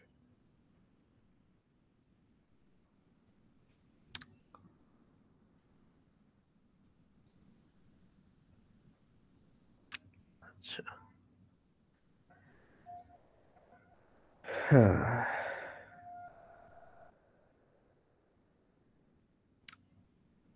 নেক্সট কি আছে? নেক্সট একটা আছে লুমিনেসেন্স আর ফসফর। এটাও বেশ ইন্টারেস্টিং জিনিস, মানে এগুলো পড়ার থেকে দেখতে বেশি ভালো লাগে ব্যাপারগুলো, কারণ খুব সুন্দর হয় দৃশ্যটা।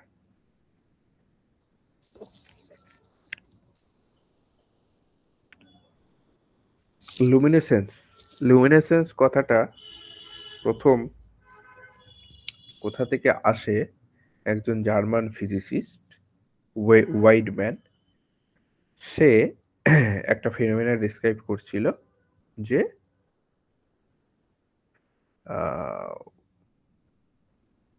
টেম্পারেচার চেঞ্জের জন্য লাইট, মানে একটা লাইট অ্যারাইজ হচ্ছে, মানে লাইট তৈরি হচ্ছে, কিন্তু সেটা টেম্পারেচার চেঞ্জের জন্য নয়। জেনারেলি আমরা দেখি টেম্পারেচার চেঞ্জ করলে ব্ল্যাক বডিকে, আমরা যদি গরম করতে থাকি টেম্পারেচার চেঞ্জ করতে থাকি, সে লাইট দেয়, সে রেড লাইট এক সময় দিচ্ছে, আরো হায়ার টেম্পারেচারে গিয়ে ব্লু দেবে, এইরকম। তো এইরকম কোনো টেম্পারেচার চেঞ্জ ছাড়া লাইট প্রডিউস হচ্ছে এরকম একটা ফেনোমেনা ডিসক্রাইব করতে গিয়ে সে লুমিনেসেন্স কথাটা দেয়। কথাটা ল্যাটিন থেকে নেওয়া মোটামুটি, এটা হচ্ছে লুমেন, ল্যাটিন ওয়ার্ড। লুমেন কথার অর্থ লাইট। তো কিভাবে লুমিনেসেন্সটাকে ডিসক্রাইব করা হচ্ছে? এটাকে ডিফাইন করতে পারি এরকম ভাবে যে রিলিজ অফ ফোটন কি কারণে? caused by the transition of a phosphor from an excited state to lower energy level. Excited হয়ে আছে, সে লোয়ার এনার্জি লেভেলে নামবে, স্বাভাবিকভাবে সে এনার্জি রিলিজ করবে এবং এনার্জিটা লাইট ফর্মে রিলিজ হচ্ছে, ফোটন। তো এটা কিন্তু অবশ্যই ইন্ডিপেন্ডেন্ট অফ টেম্পারেচার এবং স্বাভাবিকভাবে আদার যে usual source of light emission তাদের থেকে কিন্তু আলাদা। এবং এই জিনিসটাকে কোল্ড লাইট বলা হয়, যেহেতু আমরা টেম্পারেচার বাড়িয়ে লাইট পাচ্ছি না, মানে টেম্পারেচার বাড়াতে হচ্ছে না, তাই এটাকে একটা নাম দেওয়া হলো কোল্ড লাইট, ঠিক আছে? আচ্ছা,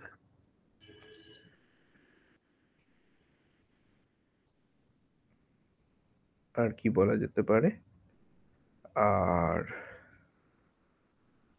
জেনারেলি কি হয়, মেটেরিয়াল গুলো ভিজিবল রেডিয়েশনে এমিট করে লাইট। রেয়ার আর্থ কিছু আয়ন আছে যেখানে আমরা যদি অ্যাপ্রোপ্রিয়েট ডোপিং করি তারা কিন্তু ইউভি অথবা ইনফ্রারেড আইআর রেডিয়েশনও দিতে পারে। আচ্ছা, লুমিনেসেন্সের ক্লাসিফিকেশন দু রকম হতে পারে। একটা হচ্ছে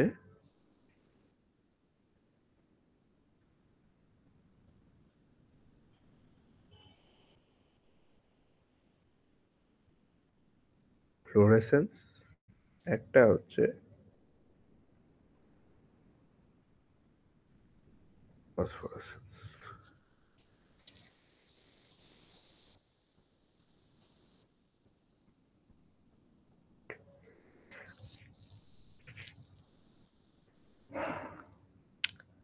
আচ্ছা,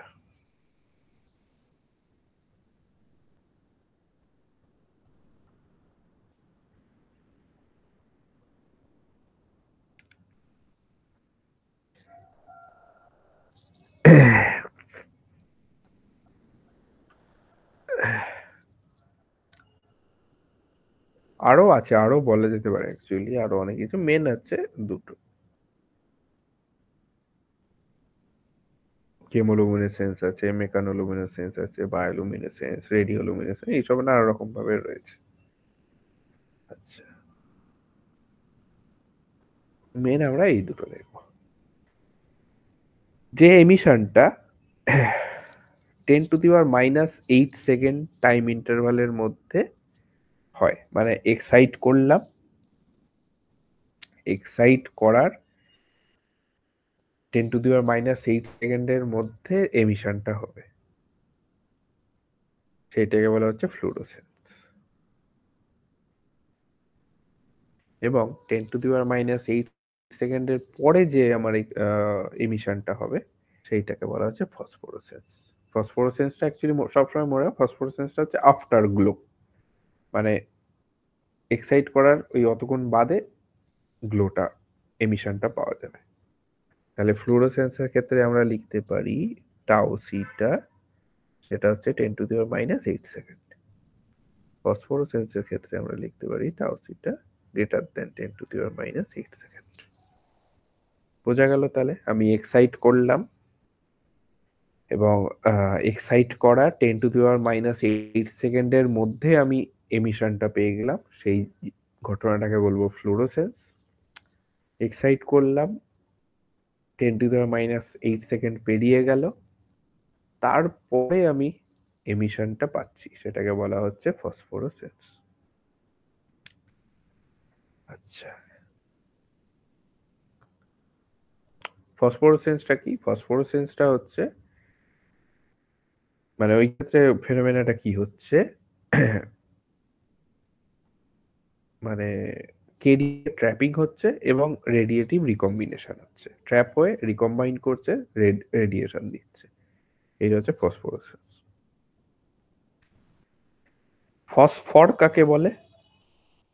ফসফর হচ্ছে যে মেটেরিয়ালটা লুমিনেসেন্স ফেনোমেনাটাকে এক্সিবিট করে, তাকেই জেনারেলি ফসফর বলা হয়। ঠিক আছে? আচ্ছা, ফসফর কি হয়? ফসফরের মধ্যে অ্যাকচুয়ালি কি হয় ব্যাপারটা, হোস্ট মেটেরিয়াল একটা থাকে এবং তার মধ্যে একটা ইন্টেনশনালি অ্যাডেড ইম্পিউরিটি দেওয়া থাকে, সেই ইম্পিউরিটিটাকে বলা হয় অ্যাক্টিভেটর।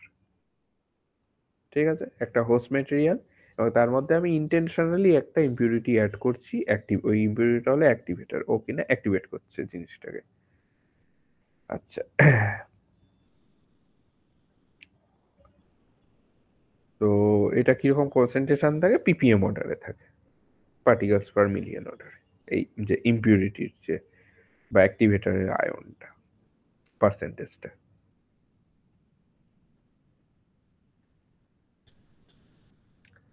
আচ্ছা, কেমিলুমিনেসেন্স, ফসফোরেসেন্স, কেমিলুমিনেসেন্স এসছি না, ফসফোরেসেন্সও বোধহয় নেই, তোমাদের ওই ফসফর লেখা আছে যদিও পরিষ্কার নয়, যাই হোক আর আমি অত ডিটেলসে গেলাম না।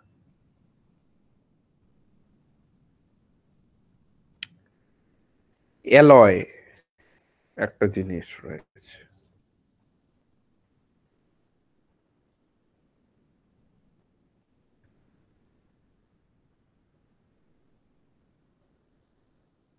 অ্যালয় হচ্ছে কি, বাংলায় আমরা ছোটবেলায় পড়েছি ধাতু সংকর।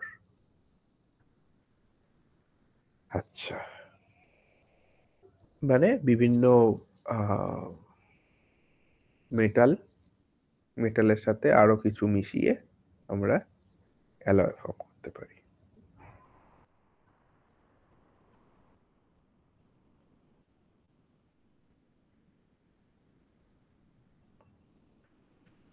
আচ্ছা, অ্যালয় আমরা ফর্ম করে তাদের প্রপার্টি গুলোকে কিছু অ্যালয় আমরা করি কেন, কারণ নর্মালি একটা যে অরিজিনাল যে আমাদের মেটাল সেখানে একটা কিছু প্রপার্টি আমরা পাচ্ছি না, যেমন নরম, হয়তো খুব নরম মেটালটা, অ্যালয় ট্যালয় করে আমরা সেই মেটালটাকে শক্ত করে দিলাম। এইটা আমাদের বেনিফিট হলো, যদি আমরা শক্ত করতে চাইছি তো অ্যালয় বানিয়ে শক্ত করে, যেমন জেনারেলি অ্যালুমিনিয়াম সফট মেটাল, কপারের মতো, কপারও সফট মেটাল, অ্যালুমিনিয়ামও সফট মেটাল। আমি কপার আর অ্যালুমিনিয়ামকে যদি মিশিয়ে দিই না, সেটা কিন্তু স্ট্রং হয়ে যাবে, হার্ড হয়ে যাবে সেই অ্যালয়টা।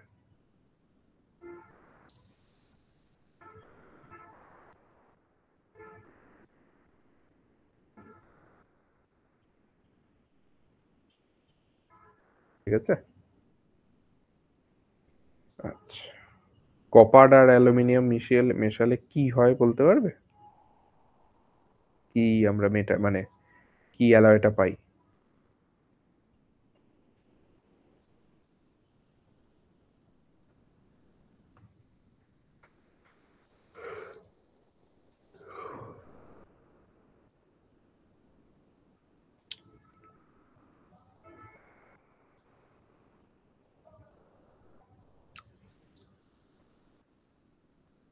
এলসিও, এটাকে কি বলা হয়?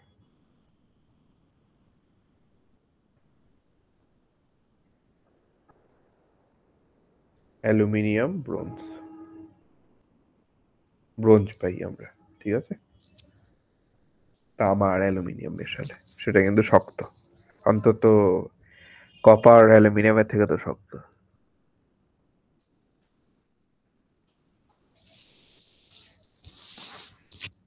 আচ্ছা, গোল্ড,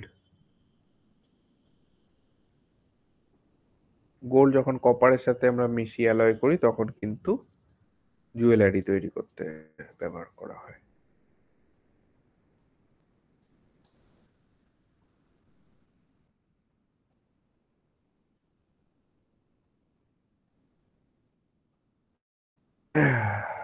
ঠিক আছে, এরকম আমাদের অ্যালয়ের কিন্তু মানে অনেক ইয়ে রয়েছে। ঠিক আছে, আর কি বলা যেতে পারে?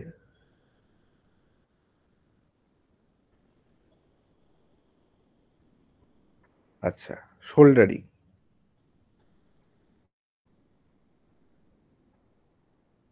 লেড যদি বলি, আচ্ছা আমরা ডিফারেন্ট ইয়েতে গেছি, এখানে এখন হচ্ছে অ্যালয়।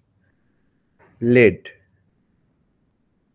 তার মেল্টিং পয়েন্ট যদি ধরি 327 ডিগ্রি সেলসিয়াস। টিন, তার মেল্টিং পয়েন্ট হচ্ছে 231 ডিগ্রি সেলসিয়াস। এই দুটোকে যখন অ্যালয় করছি তৈরি হচ্ছে শোল্ডার। শোল্ডারের মেল্টিং পয়েন্ট কিন্তু 183 ডিগ্রি সেলসিয়াস। মেল্টিং পয়েন্ট কিন্তু কমে যাচ্ছে, চেঞ্জ হচ্ছে প্রপার্টি।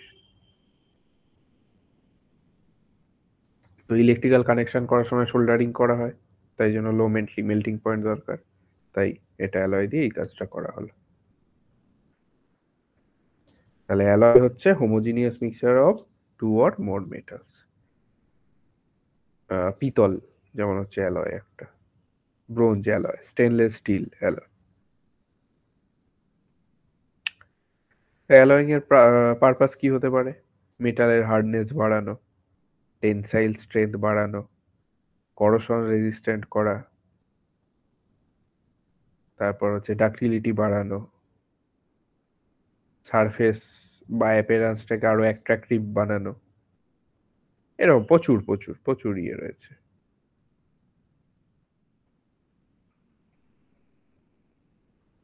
আচ্ছা,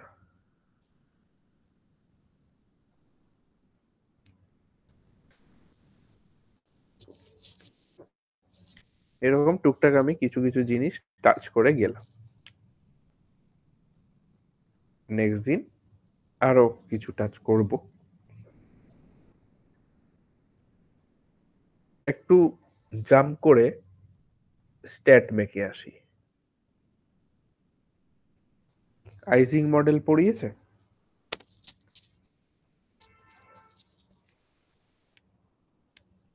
হ্যাঁ দাদা। হ্যাঁ দাদা।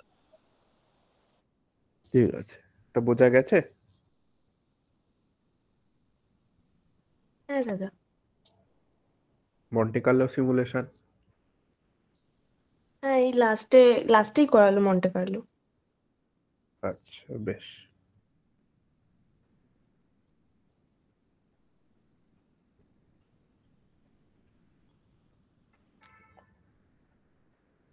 আচ্ছা,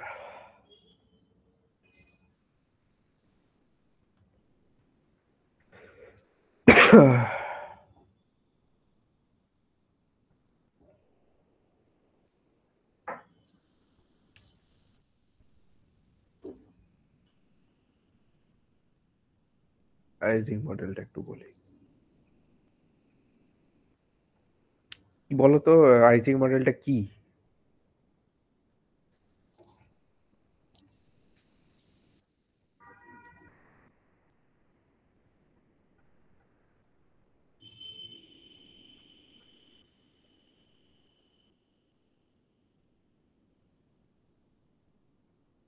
হ্যাঁ, ইন্টারঅ্যাক্টিং সিস্টেম। 1D 2D হয়, সবই 2Dও হয়, কিন্তু ইন্টারঅ্যাক্টিং সিস্টেমের একটা মডেল।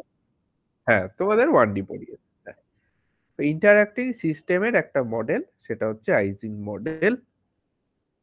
এটা আইজিং এর পিএইচডি থিসিসে ছিল, যদিও আইজিং এটা তার যে গাইড, পিএইচডি গাইড, তাকেই তার ক্রেডিটটা দিয়েছে, কিন্তু যেহেতু আইজিং এর থিসিসে ছিল তো মডেলটা আইজিং মডেল নাম হয়ে গেছে। অরিজিনালি আইজিং মডেলটা প্রপোজ করা হয়েছিল ফেরোম্যাগনেটিজমের জন্য। ঠিক আছে কি? হ্যাঁ হ্যাঁ হ্যাঁ,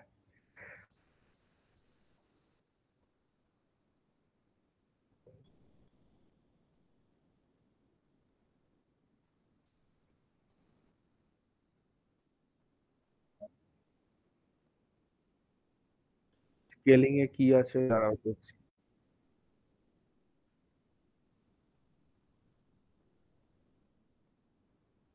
বলো বাকিরা। আমার কোনো ব্যাপার না মানে। দাদা আমারও ব্যাপার নেই কোনো। আচ্ছা,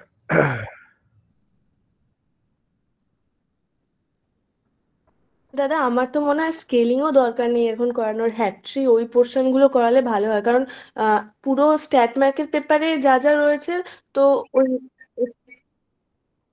হ্যাঁ মানে দাদা অপশনাল কোশ্চেন থাকে, তো এবার নিউক্লিয়ার আমরা না পার্টে কোন কয়েকটা জায়গাটা জিনিস বাদ অসুবিধা দিয়ে হচ্ছে? ছেড়ে দিতে পারবো মানে।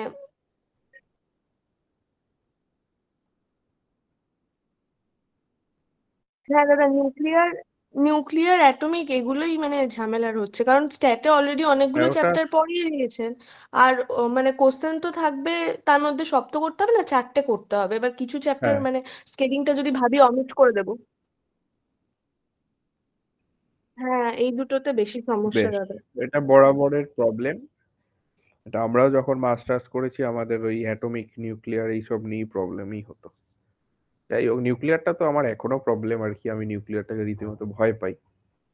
যাই হোক, দাঁড়াও দেখছি। আচ্ছা,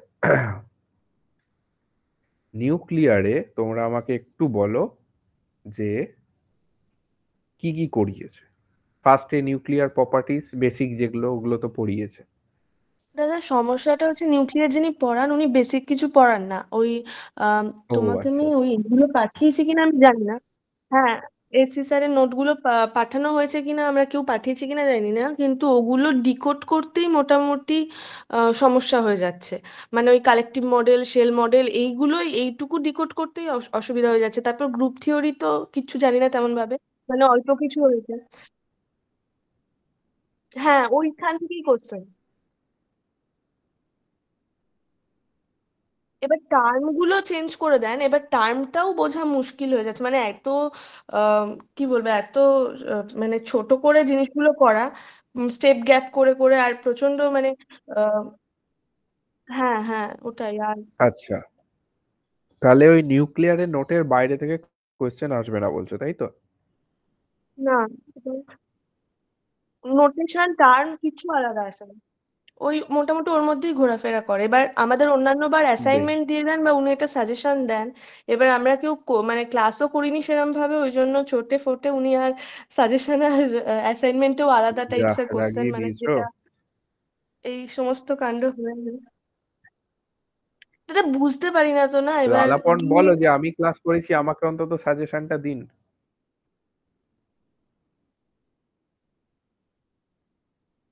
হুম। এর মধ্যে একটাই দাদা ভালো খবর, সেটা হচ্ছে আমাদের তো 17 তারিখে হওয়ার কথা ছিল নিউক্লিয়ারটা, কিন্তু ওটা দাদা হয়তো পিছিয়ে 23-এর পর বা 23 ওইরকম সময় হবে, তো কিছুটা টাইম পাওয়া যাবে। গেটের জন্য নাকি? হ্যাঁ দাদা। না না, আর একটা কিসের পরীক্ষা পড়েছে 23 তারিখে স্বপ্নিলের ওই কি যেন, কিসের একটা পরীক্ষা পড়েছে। 17 তারিখে পড়েছে, 23 তারিখেও একটা পরীক্ষা পড়েছে, ওই অয়েল ইন্ডিয়া না কিসের একটা এক্সাম। না, নেটের দেয়নি ডেট।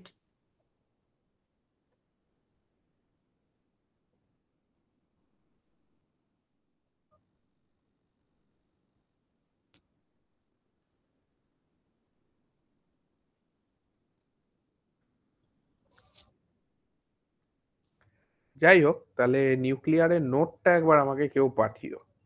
ওইটাকে আমাকে হ্যাঁ বসে দাদা আগে হ্যাঁ, ডিকোড করতে হবে। ওইটা ওইটা করলে আচ্ছা, দাদা খুব এইটা গেল। সুবিধা হয় ওইটুকু। বিশেষ ওটা করে আমি দাদা ওই চেষ্টা করবো ডিকোড করতে। আইসোস্পিনের পর থেকে যে নোটগুলো দাদা, ওগুলো তো ওই গ্রুপ থিওরি রয়েছে, তো খুব সমস্যা হচ্ছে দাদা, খুব সমস্যা হচ্ছে। বেশ বেশ। হ্যাঁ, এটা একটা ভালো ব্যাপার, যা করাবে তার মধ্যে থেকে, সেটা একটা ভালো ব্যাপার।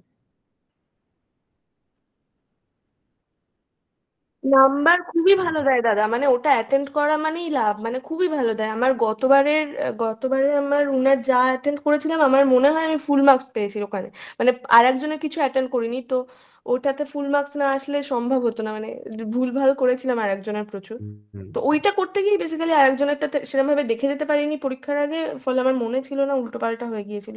কিন্তু উনারটাতে পুরো নাম্বার উনি দিয়েছেন আগের বার। তো খুবই ভালো নাম্বার দেয়, মানে আহ, একটু ঠিকঠাক লিখলেই দিয়ে দেন ফুল মার্কস একদম। বেশ, এইটা গেল তাহলে নিউক্লিয়ার। আচ্ছা, আর দাঁড়াও, আর কি কি আছে আমি সিলেবাসটা দেখি।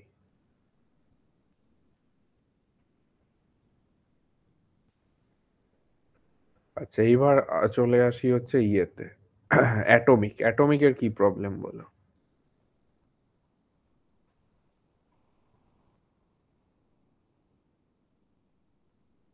হ্যাঁ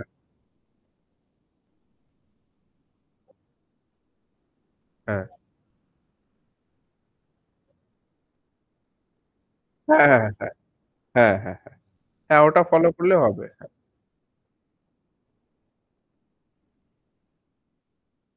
ঠিক আছে, হ্যাঁ খুব দাদা, ভালো কথা। হ্যাট্রি ফক ওগুলো না ব্রান্সডেন থেকে করালেই ভালো হবে খুব, মানে টার্মটা মানে একদম লাস্ট মোমেন্ট, তো এবার অন্য টার্ম হলে আবার এই বইতে টার্ম, মানে ওইটা খুব না না, সমস্যা হ্যাঁ হয়ে হ্যাঁ যায় হ্যাঁ, দাদা। ওইটা একটা একদম যদি একদম। হয় আমি খুব ভালো তোমাদের হয় দাদা। অ্যাটমিকের প্রথম দিক যেগুলো পড়িয়েছি, ওগুলো ওই ব্রান্সডেন থেকেই পড়িয়েছি। হ্যাঁ দাদা, আর লেজারের পার্টটা।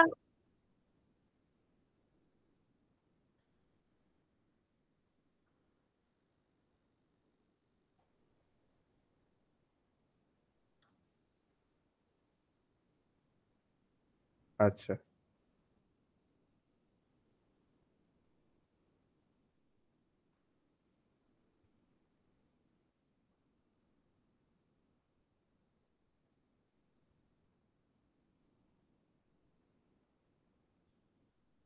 বুঝেছি। বেশ, তাহলে তোমাদের ওয়ান ইলেকট্রন অ্যাটমের যে রিলেটিভিস্টিক ব্যাপারটা, মানে ফাইন হাইপার ফাইন স্ট্রাকচার, সেই জায়গাটা মেনি ফাইন। ওকে, তাহলে ফাইন অবধি করলাম, হাইড্রোজেন অ্যাটমের ফাইন স্ট্রাকচার আর হচ্ছে মেনি ইলেকট্রন অ্যাটম, তাই তো? এই দুটোই যদিও বাকি রয়েছে, বাকিগুলো তো করাই যাবে।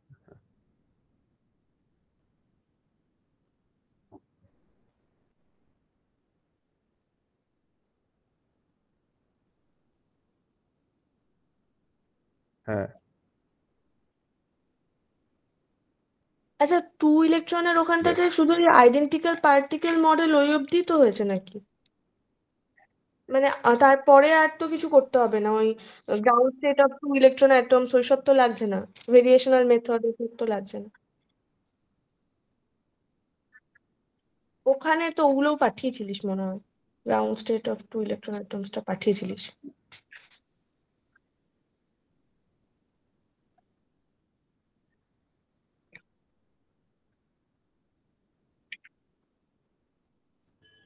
হুম, দাদা ওই হ্যাট্রিটা একটুখানি যদি করিয়ে দাও, মানে আমাদের এই 25 আচ্ছা, তারিখে ওটারই পরীক্ষা আছে। ঠিক আছে, ওটা দিয়ে নি, নয় তারপরেই করবো, অসুবিধা নেই। বেশ। তাহলে সেটা আমাকে নিউক্লিয়ার মেনলি জন্য। দেখতে হবে হচ্ছে নিউক্লিয়ারের যে নোটটা পাঠাবে সেইটা আমাকে কেউ একজন পাঠিয়ে রেখো, এবং পাঠিয়ে মানে ব্যাপারগুলো একটুখানি বলে রেখো, ঠিক আছে? ব্যাপারগুলো এই মেসেজেই একটুখানি বলে রেখো যে কোন পার্টটা বা কিছু এরকম কিছু, নাহলে আমার অত মনে থাকবে না। আর দাদা আরেকটা ওই হচ্ছে অ্যাটম। পার্টিকেল ফিজিক্সটা আগে একটু শুরু করলে ভালো হয়, নিউক্লিয়ারের আগে। হ্যাঁ হ্যাঁ, নিউক্লিয়ারের আগে মানে ওই পার্টিকেল সময় ফিজিক্স, ওটার কথাই মেসন বলা টেসন হচ্ছে। আছে না ওইগুলো?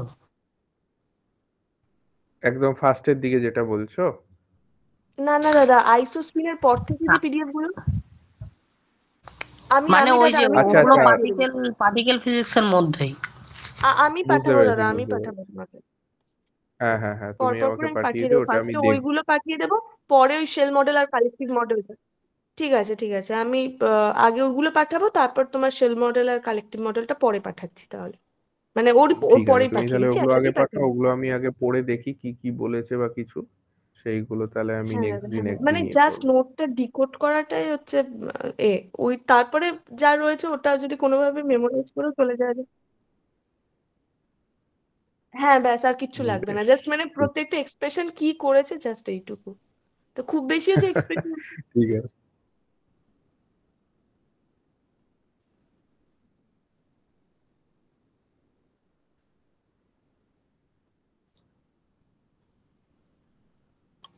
বেশ, তাহলে পাঠালে আমি ওটা দেখবো,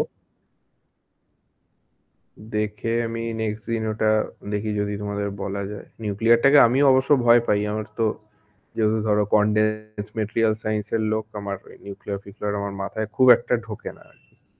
তো ঠিক আছে, পাঠাও দেখি।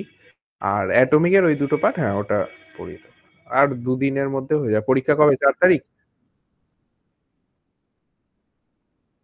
4 তারিখ, 4 হ্যাঁ তারিখ। তোমাদের তো হ্যাঁ তোমাদের তো এই পরীক্ষাগুলো দিয়ে দিয়ে আরো চাপ হয়ে যাচ্ছে। তো 4 তারিখ পরীক্ষা তো?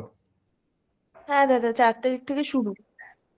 4 তারিখ থেকে শুরু, মানে ওই সপ্তাহটা আমি বাদই দিলাম, মানে আমাদের হাতে আছে নেক্সট উইকটা, হাতে আছে আমাদের। হ্যাঁ দাদা। ঠিক আছে, নেক্সট উইকের মধ্যে আমি দুদিন আরো ক্লাস নেব। আচ্ছা, আজকে হচ্ছে বুধবার, শনিবার বলছো তোমাদের একটা পরীক্ষা আছে, তাই তো? হ্যাঁ দাদা হ্যাঁ। বেশ, আমি 23-24 আর ডিস্টার্ব করছি না। শনি রবি ফাঁকা আছে? হ্যাঁ দাদা। হ্যাঁ দাদা হবে। এই শাহ আলমের কথাগুলো কেটে যাচ্ছে। হ্যালো, হ্যাঁ বলো। শুনতে পাচ্ছেন দাদা? হ্যাঁ হ্যাঁ পাচ্ছি, বলো। হ্যাঁ বলছি শনি রবি দুদিনই ফাঁকা আছে, আপনি নিতে পারেন। বেশ, আমি তাহলে শনি অথবা রবির মধ্যে যে কোনো একদিন একটা নেব, আর তারপরে উইকডেজ এর মধ্যে আরেকদিন একটা নিয়ে নেব। ঠিক আছে, আমি জানিয়ে দেবো সেটা। ওকে। ঠিক আছে দাদা। চন্দ্রশেখর ঠিক আছে তো? হ্যাঁ দাদা ঠিক আছে। বেশ, ঠিক আছে, তুমি ওগুলো পাঠাও, আমি তাহলে ওইগুলো আজকে আপাতত এইটুকুই থাক। আর বাকি যা তো হয়েই গেছে। আর ফর্মুলা গুলো একটু দেখে রেখো ম্যাথমেটিক্যাল প্রবলেম সলভ করার জন্য। বেশ, আজকে এখানেই স্টপ করছি। আর পাঠিয়ে দাও আমাকে, ঠিক আছে? পাঠিয়ে একটু লিখে লিখে হ্যাঁ বলে দাদা, দাও হ্যাঁ। কোন কোনগুলো। হ্যাঁ দাদা, হ্যাঁ।